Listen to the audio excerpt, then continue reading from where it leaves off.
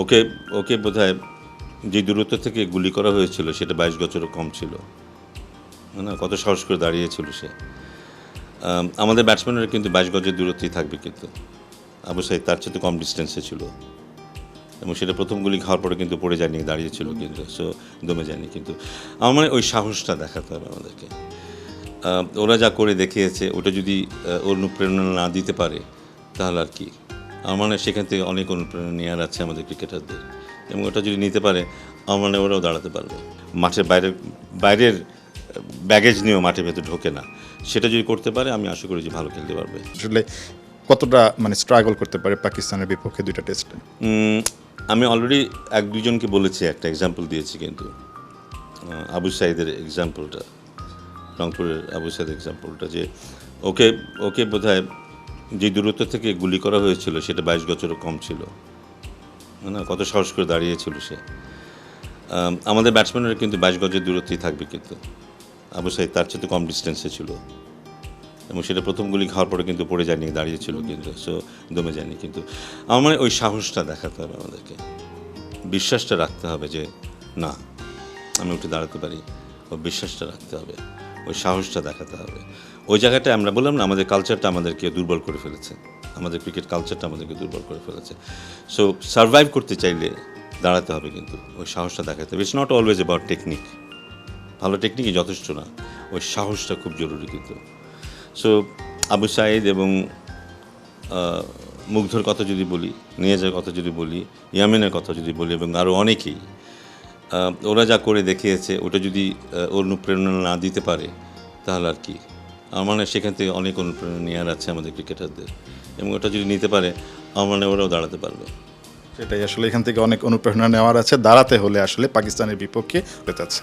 এই জায়গাটা আসলে ব্যালেন্সটা কীভাবে হবে? বাংলাদেশের পেস ডিপার্টমেন্টটাকে আসলে প্রপার যেই রোলটা রাখার দরকার, পারবে কিনা আসলে পাকিস্তান সিরিজ ওই কন্ডিশন?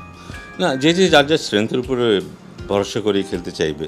আমরা হয়তো 3জন পেস বোলারকে দেখবো আমাদের দলে, একজন স্পিনার এবং 3জন পেস বোলার, এবং সাকিবুল হাসান একজন অলরাউন্ডার হিসেবে আমরা 5জন বোলার পাবো হয়তো। আর ওরা হয়তো 4জন পেস বোলার নিয়ে খেলবে, একজন স্পিনার নিয়ে খেলবে, ওদের হয়তো কম্বিনেশনটা এমন হতে পারে। এবং উইকেট খুব সম্ভবত উইকেট আমরা ঘাস দেখবো, বাউন্স দেখবো, এরকম থাকার সম্ভাবনা আছে। এটি হবার কথা খুব সম্ভবত। কিন্তু ওদের উইকেট কিন্তু আবার সেই পার্থের উইকেটের মতো না, যে ওরকম আনপ্লেয়েবল বাউন্স বা ওরকম না। সো আমার মানে যে আমরা যদি অ্যাপ্লিকেশনটা করতে পারি, আমরা যদি গাটস দেখাতে পারি, কারেজিয়াস হই, এবং খারাপ সময়গুলিতে স্রোতের বিপরীতে যেই সময়টা, স্রোতের বিপরীতে যখন সাঁতার কাটতে হবে সেই সময়টা যে নিজেকে ধরে রাখতে পারি। বাট একটা সময় আসেই কিন্তু যখন স্রোতের অনুকূলে যাওয়ার সুযোগ হয়, কিন্তু সো ওই প্রতিকূলে যাওয়ার সময়টাতে আমাদেরকে যথেষ্ট সাহসী হতে হবে, কম্পোজড হতে হবে, ওইটা খুব গুরুত্বপূর্ণ হবে। সাকিব আল হাসান গত 19 মাসে যদি ভুল না করি 2টা টেস্ট খেলেছেন মাত্র।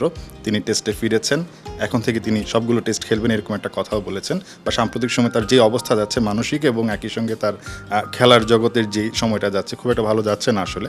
সাকিব আল হাসানকে নিয়ে আপনি কতটুকু আসলে আশাবাদী যে এই সিরিজটায় কেমন করতে পারে, বা তার চ্যালেঞ্জটা আসলে অনেক বড় কিনা? হ্যাঁ, ডেফিনেটলি চ্যালেঞ্জটা বড়, অনেক ধরনের চিন্তাভাবনা থাকতে পারে। বাট আমার মনে হয় সে মেন্টালি খুব প্রিপেয়ার্ড হয়ে আছে ভালো খেলার জন্য, মেন্টালি খুব প্রিপেয়ার হয়ে আছে ভালো খেলার জন্য।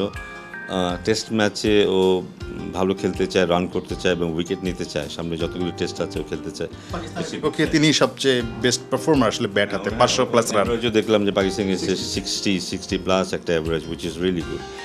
সো ওইগুলি নিশ্চয়ই ওর মাথায় থাকবে, এবং আমাদের জন্য খুব জরুরি হবে ওর ভালো খেলাটা। কিন্তু কারণ অন্যদের মধ্যে সেই অভিজ্ঞতাটা নেই, যে চ্যালেঞ্জিং একটা সিচুয়েশনে নিজেকে ধরে রাখার যে ব্যাপারটা, সেটা হয়তো মুশফিক আর ওর মধ্যে সবচেয়ে বেশি থাকবে।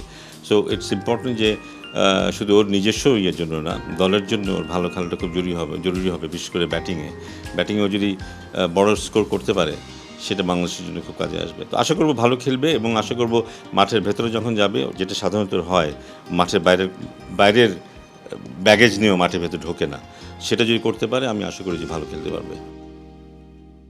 নাহিয়ান বিন জসিম, ৭১।